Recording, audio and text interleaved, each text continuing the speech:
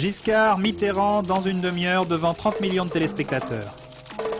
Les valeurs françaises en hausse, mais le dollar grimpe à 5 francs 41.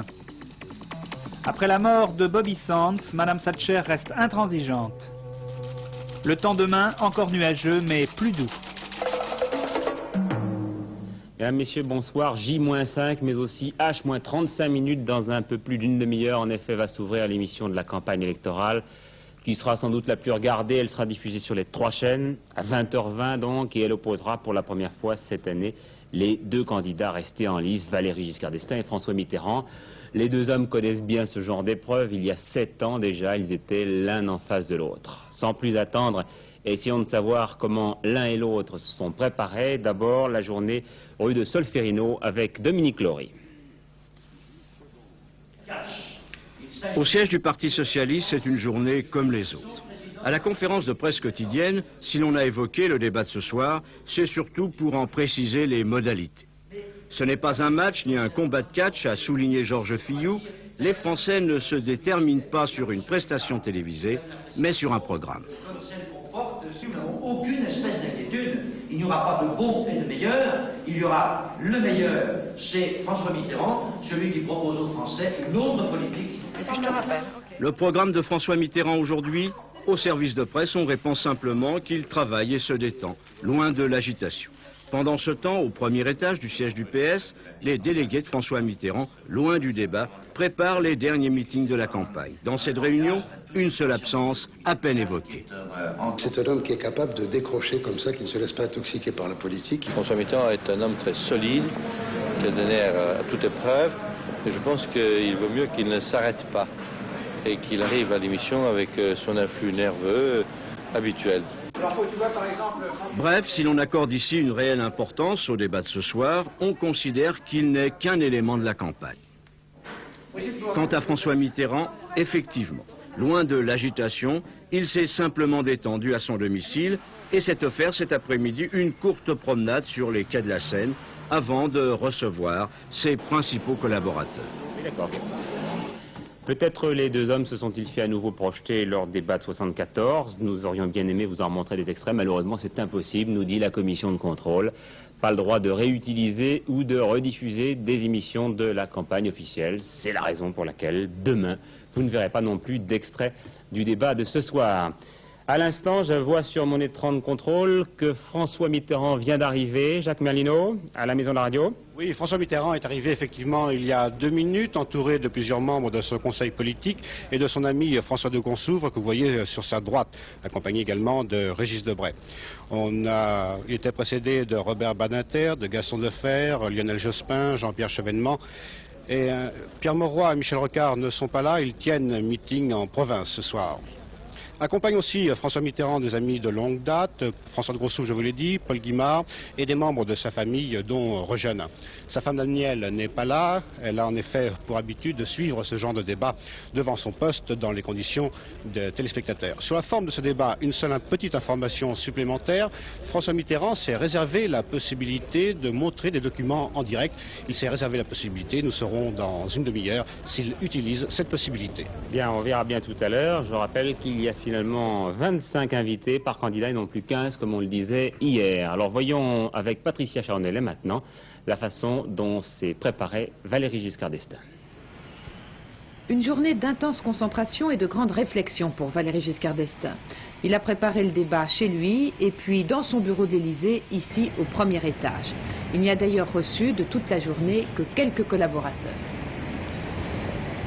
Vous savez, Valéry Giscard d'Estaing n'est pas quelqu'un qui répète, utilise le magnétoscope, prend des leçons avec des comédiens. C'est quelqu'un qui prépare un face-à-face sur le fond d'une manière sérieuse et avec des dossiers très élaborés, très argumentés. Ça a donc été une journée de travail, d'ailleurs je le répète, prévue depuis plus d'une semaine, puisque Valéry Giscard d'Estaing n'a jamais eu de doute, ce face-à-face attendu par 35 millions de Français devait avoir lieu, fût-ce au prix de conditions extravagantes au début et qui ensuite ont été atténuées par son concurrent. Rue de Manignan, en tout cas, l'activité militante se poursuit, car après ce débat, il restera encore 3 jours de campagne avec plusieurs meetings prévus en province. Mais ce face-à-face, l'entourage de Valéry Giscard d'Estaing en est bien conscient, constitue le point fort de ce deuxième tour, l'occasion souhaitée par leur candidat de parler avec son adversaire des vrais enjeux de cette élection. Voilà, et dès que Valéry Giscard d'Estaing arrive dans le studio 101 à son tour, ce sera Paul Amar qui nous appellera. En attendant, un mot sur les soutiens de la journée aux deux candidats. D'abord celui de Michel Debré, qui vient à l'instant de faire connaître sa position en compagnie des anciens ministres et des parlementaires qu'il avait soutenus au premier tour. Nous avons présenté un programme de redressement et de salut, disent-ils. Nous sommes persuadés que le candidat socialiste, s'il était élu, ôterait toute chance au redressement national, étant contre l'un, nous sommes dès lors pour l'autre. Nous lançons donc un appel aux Françaises et aux Français pour la sauvegarde de la Ve République en faveur de M. Giscard d'Estaing. Et puis les autres soutiens marquants avec cette fois Lorraine Cusin. Ont pris position en faveur de Valéry Giscard d'Estaing, M. Louis Perrin, président des chambres d'agriculture, la Fédération nationale de la propriété agricole, le mouvement social-démocrate, animé par Max Lejeune, 24 associations regroupant des Antillais et des Guyanais vivant en métropole. Ont apporté leur soutien à François Mitterrand, M. Bernard Chenot, ancien ministre du général de Gaulle, ancien vice-président du Conseil d'État, les 10 députés radicaux de gauche de l'Assemblée nationale, Claude Mauriac, écrivain, le général de la Bollardière et le général Buisse, tous deux figures de la résistance.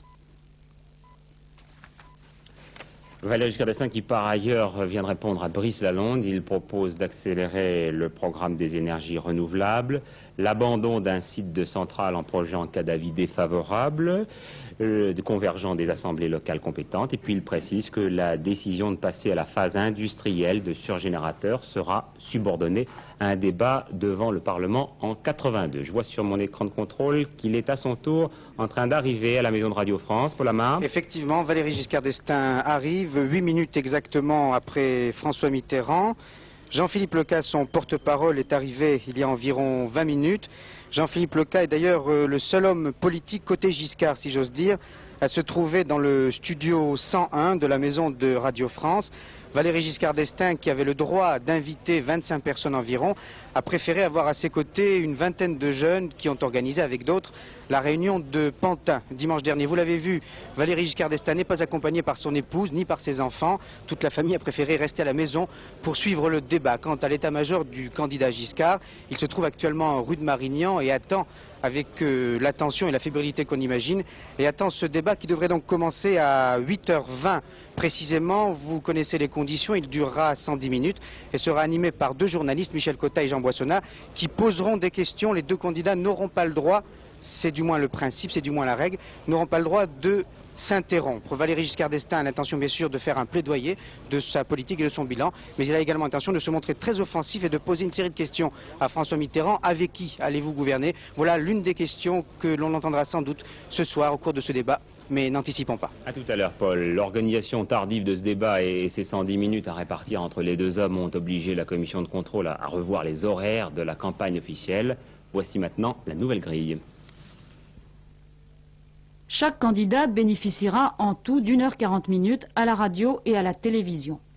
À la télévision, la campagne sera diffusée à 20h20 chaque soir et les journaux télévisés à 19h45. Pas de changement pour les éditions du midi. Mercredi 6 mai, demain soir, François Mitterrand parlera 10 minutes, puis Valéry Giscard d'Estaing 20 minutes. Jeudi 7 mai, Valéry Giscard d'Estaing s'exprimera pendant 20 minutes, puis François Mitterrand pendant 30 minutes. Vendredi 8 mai, dernier jour, chacun des candidats conclura sa campagne officielle pendant 10 minutes. Valéry Giscard d'Estaing parlera le dernier. Et puis il y a cette déclaration du général de Boissieu, grand chancelier de l'Ordre national de la Légion d'honneur et gendre du général de Gaulle. Il démissionnera de son poste si François Mitterrand est élu président. Il ne veut pas, dit-il, être celui qui remettra à François Mitterrand le grand collier, le grand cordon de la Légion d'honneur, comme le veut la tradition, à un homme qui, dit-il, insulta le général de Gaulle. Réaction stupéfaite de Daniel Mayer, ancien membre du Conseil national de la Résistance. Si vous devez conserver un poste dont je vous crois désormais indigne, je me verrai dans l'obligation de vous renvoyer les insignes de l'ordre de la Légion d'honneur, a-t-il écrit au général de Boissieu. Enfin, dernier élément de la campagne pour ce soir, une déclaration de Pierre Juquin au nom du Parti communiste à propos du débat ce soir. Le débat de ce soir, il faut débattre. Nous avons dans l'Humanité ce matin, sans doute l'avez-vous lu, un article de Georges Marchais qui dit, et c'est bien notre opinion, que pour gagner, il n'y a qu'un chemin. Il faut lutter et lutter dans la clarté.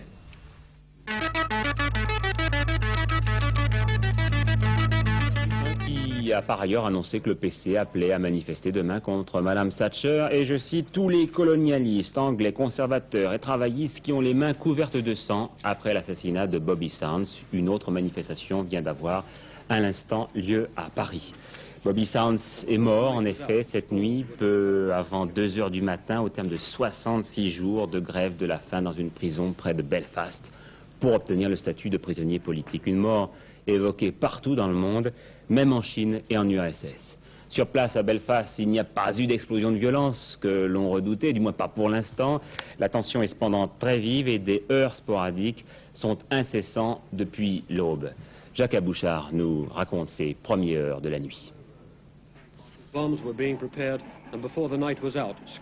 L'annonce de la mort de Bobby Sands a entraîné presque immédiatement des scènes de violence dans les quartiers catholiques de Belfast. Plusieurs centaines de personnes, des jeunes en majorité, sont descendues dans les rues, qui résonnaient bientôt des cris des manifestants, des hurlements des sirènes et des explosions de cocktails à l'acide lancés sur les véhicules militaires. Protestant areas were quiet while the fight went on between rioters and the security forces. Fire and some factories were damaged. À l'aube, plusieurs bâtiments étaient en flammes alors que les émeutiers empêchaient les pompiers d'intervenir en édifiant des barricades. En dépit de ces heurts, on ne déplorait qu'une victime, un civil grièvement atteint à la jambe.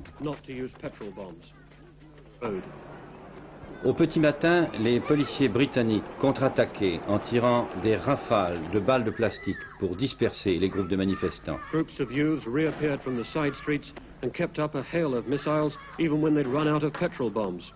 Les forces de l'ordre étaient accompagnées de bulldozers chargés de déplacer les véhicules mis en travers des rues et de démolir les barricades construites à la hâte par les jeunes catholiques au cours de la nuit.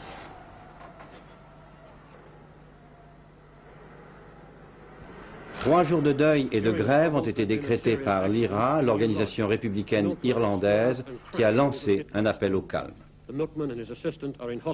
Bobby Sands n'est pas le seul à avoir entamé une grève de la faim. 3 de ses compagnons ont fait comme lui, mais un peu plus tard. L'un d'entre eux est également à la dernière extrémité. Il s'agit de Frank Hughes. Jean-Pierre Biondi nous rappelle l'origine de cette protestation suprême.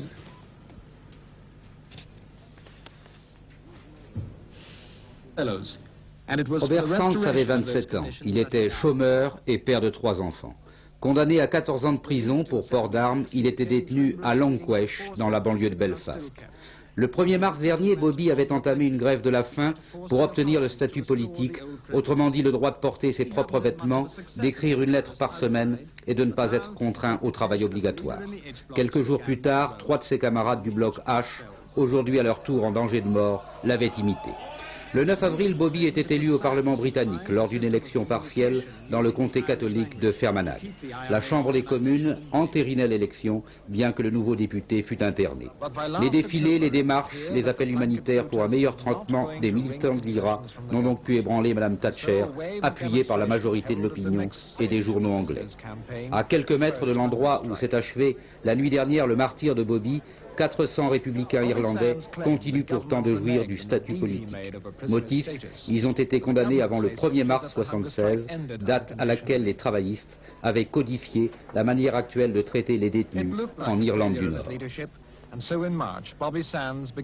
Oui, tout à l'heure, devant la Chambre des communes, Mme Thatcher réaffirmait que le gouvernement britannique n'accorderait jamais le statut politique aux détenus de Belfast, quel que soit le nombre de grévistes de la faim. Le terrorisme est un crime, a-t-elle dit, et sera toujours un crime. Mme Thatcher, qui a, nous vous l'avons dit, derrière elle, une grande partie d'opinion, a commencé par exemple par ce député travailliste. On a tout tenté dans cette affaire. On a reçu le délégué, le représentant du pape. On a reçu les 3 hommes, les 3 commissionnaires de la Commission européenne des droits de l'homme. On a envoyé du Parti travailliste notre représentant qui s'occupe des affaires d'Irlande du Nord. M. Orki lui-même est en contact permanent et personnel avec Mme Thatcher. Qu'est-ce que vous voulez qu'on fasse de plus? Bien. Alors qu'est-ce qui peut se passer? Alors on a l'impression d'être dans une impasse complète, monsieur Hervé. C'est une impasse qui dure déjà des années et des années. Et la situation, c'est une situation historique, problématique à un point où on est presque en désespéré, n'est-ce pas? Mais il faut voir quand même que ces criminels qui représentent l'IRA provisoire, ils ne sont pas des combattants de guerre. Ils tuent les individus civils avec une discrimination et intention qu'on ne peut pas reconnaître. Est-ce que vous avez l'impression, vous, que l'on peut encore essayer de trouver une solution? Est-ce que votre parti va proposer quelque chose, notamment, de concret? Il faut toujours essayer. Il faut de nouveau reprendre l'initiative politique entre M. Hockey et Mme Thatcher, qui est la seule solution possible qui puisse mettre fin à ce problème historique et tragique. Ce matin, un attentat à l'explosif a été commis à Toulouse contre un entrepôt de la firme Dunlop en signe de protestation contre la mort de Bobby Sands. Obsèques aujourd'hui à Madrid du général Andrés González de Sousa, décédé hier dans un attentat. 3 des 4 personnes blessées dans le même attentat, qui a également coûté la vie à un policier, sont dans un état considéré comme très sérieux. L'Espagne vit toujours dans l'inquiétude tout à la fois d'un réveil du terrorisme et d'un éventuel coup d'État. Les rumeurs se succèdent aux rumeurs. C'est particulièrement sensible dans ce petit village d'Andalousie d'où reviennent Bernard Benyemi et Dominique Merlin. Et comme il se doit en Andalousie, tout se vit et se dit avec le flamenco. Alerta, alerta, l'elección centinela al otro hay. Alerta, alerta, ya ha llegado Tebo a las cortes y un atentado quiere dar. Alerta, alerta.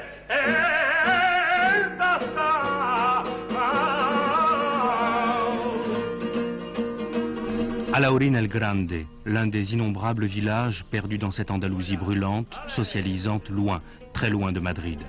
10 000 habitants dans cette bourgade qui a su traverser les années de l'après-franquisme dans le calme et la sérénité, refusant de se joindre aux passions de la capitale. Ce tableau était vrai il y a quelques semaines encore, mais depuis le 23 février, depuis le coup d'état manqué du colonel Tejero Cortés, on se pose des questions ici qui, en l'absence de réponse claire, commencent à provoquer des changements dans l'état d'esprit de la population. Oui, il y a une différence très nette au niveau de la rue. Il y a une peur certaine. Les gens prennent des précautions et plutôt que de peur, il faudrait d'ailleurs parler du danger d'un coup d'État qui n'a pas disparu. Et pour vous donner un exemple significatif, je parlais il y a quelques jours avec le directeur du cinéma qui se plaignait que les gens ne sortaient plus le soir depuis le coup d'État. Cela dit, aujourd'hui, le problème le plus grave, c'est celui de la sécheresse. Il faut compter une perte de 60% dans la production du citron et de l'orange. C'est pour nous une véritable catastrophe.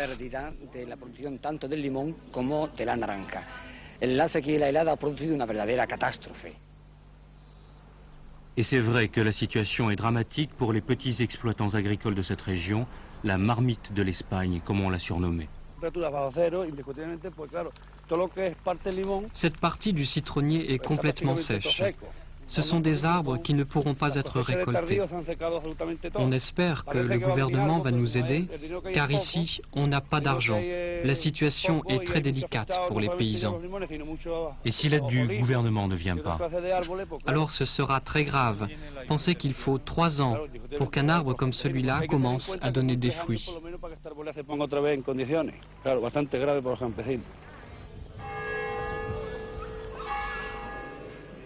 Une situation qui ne fait pas les affaires du curé de la paroisse. On va moins à l'église depuis la sécheresse. Seules les femmes et les enfants demeurent fidèles à la messe dominicale. Les esprits sont tendus à Alhaurín, au point que même le curé refusera de parler à des gens qui donnent asile à des terroristes. Entendez par là le refuge que trouvent les activistes de l'ETA en France.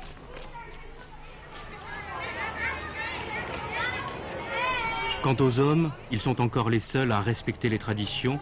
Le dimanche, on va au café pour prendre l'apéritif et parler une nouvelle fois du coup d'État. Moi, d'un côté, j'étais favorable au coup d'État. Il y a trop d'abus en Espagne, trop de vols, de crimes, de chômage.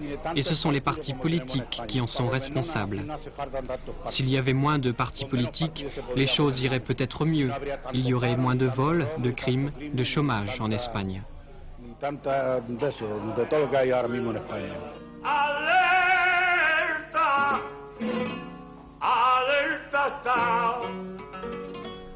L'alerte est passée, elle a été chaude, mais il est clair aujourd'hui qu'une bonne partie de la population n'aurait pas été mécontente que le coup d'État réussisse. 5 ans de démocratie n'ont apparemment pas suffi à effacer dans de nombreux esprits le mythe du caudillo, de l'ordre et de l'autorité extrême. Le problème, c'est que l'armée espagnole en est consciente. Oui, une fin un petit peu rapide pour ce reportage donc de Bernard Benjamin. La fin du Conseil de l'OTAN, qui réunissait 15 ministres des Affaires étrangères. Les Européens sont satisfaits. Washington a en effet décidé de reprendre des négociations avec Moscou sur la limitation des armes eurostratégiques. Washington qui par ailleurs va envoyer une mission au Liban, en Syrie et en Israël au moment même où l'on apprend que la Syrie déclare que la question du retrait des SAM n'est pas négociable. Washington qui enfin a tout lieu de se réjouir de la hausse du dollar assez impressionnante à Paris, aujourd'hui 5,40 francs. En revanche, le franc a baissé, mais paradoxalement, les valeurs françaises se sont envolées, Pierre Métiaville. On a du mal à se repérer dans tout cela. Oui, justement, la bourse monte et le dollar aussi. Il ne faut surtout pas mélanger les deux et dire que ce sont pour les mêmes raisons. Alors la bourse de Paris, comme tous les Français, a les yeux braqués sur l'élection présidentielle et pour tout dire, elle ne pense qu'à ça. Alors les sondages, les rumeurs, tout ça rend la bourse très nerveuse. Elle a baissé de 5% la semaine dernière, et puis voilà qu'elle repart, qu'elle remonte, 1,5% hier, 2,6% de plus aujourd'hui. Alors les analystes financiers se disputent. Certains disent que ce sont les étrangers qui achètent, d'autres que ce sont les zinzins, vous savez. Les investisseurs. Les investisseurs institutionnels, c'est-à-dire la Caisse des dépôts, les banques nationalisées, qui voudraient calmer le marché en achetant. Ou bien alors certains disent qu'on fait des prévisions sur le débat de ce soir et qu'il y a un effet Giscard qui va se créer, donc on achète aussi par avance. D'autres disent au contraire que c'est Mitterrand qui est moins ligoté par un parti communiste affaibli, alors on achète aussi parce qu'il fait moins peur à la bourse maintenant. Vous voyez, les hypothèses, il y en a beaucoup, et peut-être qu'il y a du vrai dans toutes, mais la seule chose dont on est sûr, et c'est là qu'il faut s'arrêter, c'est que la bourse, elle fait ce qu'elle a toujours fait, elle spécule, elle joue, elle parie. Elle parie sur des supputations politique. Elle est comme tout le monde, elle n'y verra clair que dimanche soir et en attendant elle fait des paris. Alors le dollar, lui, c'est pas de la politique. Tout à fait, c'est pas du tout de la politique, c'est de l'arithmétique. Le dollar monte parce que les Américains ont une grande confiance dans leur président et surtout parce qu'ils ont les taux d'intérêt les plus élevés de l'histoire. Depuis hier, 19% pour le taux de base, le taux le plus favorable. Vous vous rendez compte, 19%. Ça attire les capitaux et ça fait monter le dollar. 5,41 francs aujourd'hui, un tiers plus cher qu'il y a 18 mois, c'est fou. Alors qui paie? Ah ben qui paye, c'est nous. Le pétrole, on le paye, et on le paye en dollars. 30 milliards de plus cette année à peu près si le dollar reste aussi haut, alors que les prétentions des pays producteurs commençaient à se calmer un petit peu. Cette fois, c'est le dollar qui nous agresse et c'est une situation qui ne trouvera pas du tout de solution dimanche soir. C'est une situation qui peut durer, le dollar peut continuer à monter encore pendant des mois, tant que les Américains joueront avec leur taux d'intérêt et aussi avec notre argent, la clé sera chez eux. Alors vous voyez, pour me résumer, je vais un petit peu sortir deux petits bouts de papier que j'ai dans ma poche. Ça c'est la bourse de Paris. C'est une carte d'électeur, c'est une spéculation politique qui trouvera une issue dimanche soir, forcément. Et ça c'est un autre petit bout de papier, c'est un dollar. Et ça va durer encore des mois parce que c'est implacable et c'est le premier dossier que le prochain président, quel qu'il soit, aura sur son bureau. J'ajoute que la grève des dockers lancée par la CGT a été aujourd'hui suivie à 100%. Justice maintenant avec le procès des ravisseurs de M. Todorov, ce PDG enlevé il y a 5 ans pendant 34 jours et libéré après le versement de la plus grosse rançon jamais offerte dans ce genre d'affaires. Compte rendu d'audience, Paul Lefebvre. Dans le box, 12 visages dont 3 femmes. En face, dans le jury, 12 visages dont 3 femmes. La ressemblance, le parallèle plutôt s'arrête là. Les 12 du box risquent la prison à vie si les 12 jurés se convainquent que les accusés ont bien participé à l'enlèvement de Guy Todorov. Donc, les accusés ne cessent de répéter, nous n'avons pas participé au kidnapping, des inconnus nous ont simplement demandé de changer les billets.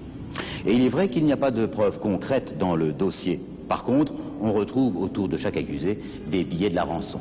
Bizarre. Une partie d'ailleurs de la rançon, car sur le milliard de centimes versé par M. Todorov père, le 10e simplement a été retrouvé. Le reste a disparu, comme plusieurs membres de la bande, ce qui pourrait peut-être bien expliquer certains silences, y compris du côté de la victime, dont l'attitude semblerait signifier qu'il n'a pas fini d'avoir peur. Guy Todorov, pour l'instant, n'a pas porté plainte, il le fera peut-être demain. En sport, le Belge Jean-Luc Van den Broek a remporté la première étape des 4 jours de Dunkerque devant le Français Duclos-Lassalle. Et puis notre page culturelle avec un nouveau style à la Comédie Française. À Memphis, il y a un homme d'une force prodigieuse. C'est le titre de la pièce d'un poète d'aujourd'hui, Jean Audureau, que les comédiens français viennent de créer sur la scène de l'Odéon. Une pièce très diversement accueillie par la presse et le public, mais qui possède, entre autres mérites, celui de l'originalité. C'est un reportage de Georges Bégou.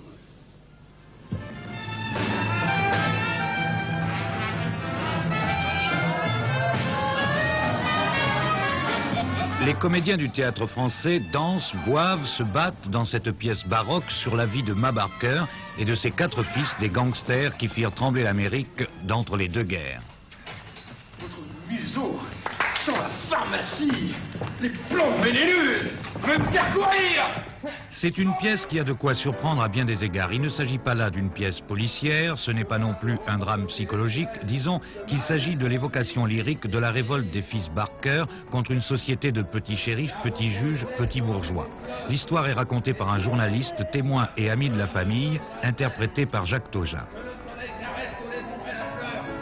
Ce qui m'a intéressé avant tout dans cette pièce, c'est d'abord que c'est une création. Nous faisons assez peu de créations à la Comédie Française, donc l'occasion nous était offerte de pouvoir créer une très grande pièce, un très grand spectacle, très grand à plusieurs niveaux. C'est d'abord une pièce forte où il y a trois grands actes, il y a beaucoup de décors, il y a de la musique, il y a de la danse, mais bien sûr il y a avant tout un merveilleux texte, le texte de Audureau qui est un poète et qui arrive avec les mots les plus simples à transcender une histoire assez fabuleuse, l'histoire des Barker, famille de gangsters américaines célèbres dans les années 20 et les années 30. L'arbre de vie fleurit dans la plaine. Herman! Et que signifie? J'ai pas le temps de vous expliquer, mon vieux. Quelle heure est-il? Minuit 25 minutes. Ah, minuit 30. Allez, partage encore une fois notre jean, docteur. Il nous reste un peu de temps. Kate Barker sera là dans quelques instants. Je boirai volontiers avec vous, mais avant, expliquez-moi.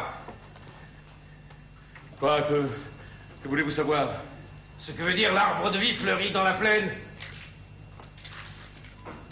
C'est le passage d'un cantique que les enfants Barker chantaient dans leur enfance à Webb City.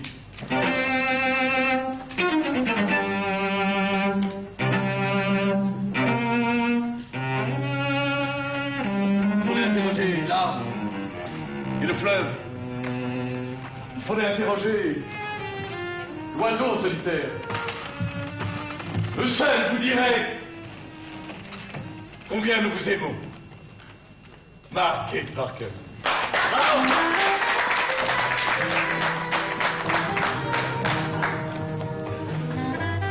À Memphis, il y a un homme d'une force prodigieuse. Comme d'habitude, en fin de journal, la météo avec Alain Gillot-Pétret qui aujourd'hui a sa petite pochette soleil. Oui, une bonne nouvelle. Un mieux de douceur pour demain. Pas la canicule, mais tout de même un peu plus de douceur. Enfin, on en aurait bien eu besoin aujourd'hui à 14 h. Nous allons voir quelques températures relevées par la météo nationale. Températures significatives de l'ensemble national. J'aimerais bien voir ces températures. Les voilà. Lille, vous le voyez, 10 degrés, 19 degrés à Nice, c'était les extrêmes. Ah non, il y avait 9 degrés à Besançon, là. Encore une poche d'air frais. Ça ira mieux demain. La prévision pour demain, donc région par région, temps couvert le matin sur la majeure partie de la France, mais l'après-midi, vous le voyez, beaucoup d'éclaircies et quelques passages nuageux partout, sauf sur les côtes de la Manche où il y aura encore de la pluie et des nuages et un vent assez fort. Pourquoi? Eh bien, c'est un vent de sud-ouest qui nous arrive et qui donc est nettement plus doux. Les températures prévues pour demain, au nord, nord-ouest, Paris, est, centre, sud-ouest, sud-est et Corse, encore un peu frais le matin, mais l'après-midi de 13 au nord à 20 degrés au sud. Vous voyez que la hausse est quand même relativement sensible. Et jeudi, nous devrions en principe dépasser les 20 degrés un peu partout en France. Enfin, l'agenda. Pour demain, mercredi 6 mai, les heures de lever et de coucher du soleil, vous avez l'habitude, si ça vous intéresse, vous notez. Et demain, c'est Sainte Prudence, qui est la mère de toutes les vertus, et donc la vertu première des journalistes, bien sûr. Oui, absolument. Et puis il faut que je vous dise aussi que tout de suite après le débat, nous avons comme film Les Petits Câlins. Je crois que c'est tout un programme. Ça n'a pas beaucoup de rapport avec le débat Giscard-Mitterrand qui est en train de se préparer. Sous vos yeux, peut-être, nous allons avoir des images. Nous voyons à l'intérieur du studio 101 les deux candidats qui sont donc en train de discuter avec Jean Boissonnat, l'un des deux meneurs de jeu. Le dernier journal est celui d'Hervé Claude, vers 23h45. Et demain, Antenne de midi recevra Jean Le Poulain. Je vous souhaite à tous une excellente soirée, si possible à l'écoute d'Antenne 2. À demain soir, 19h45.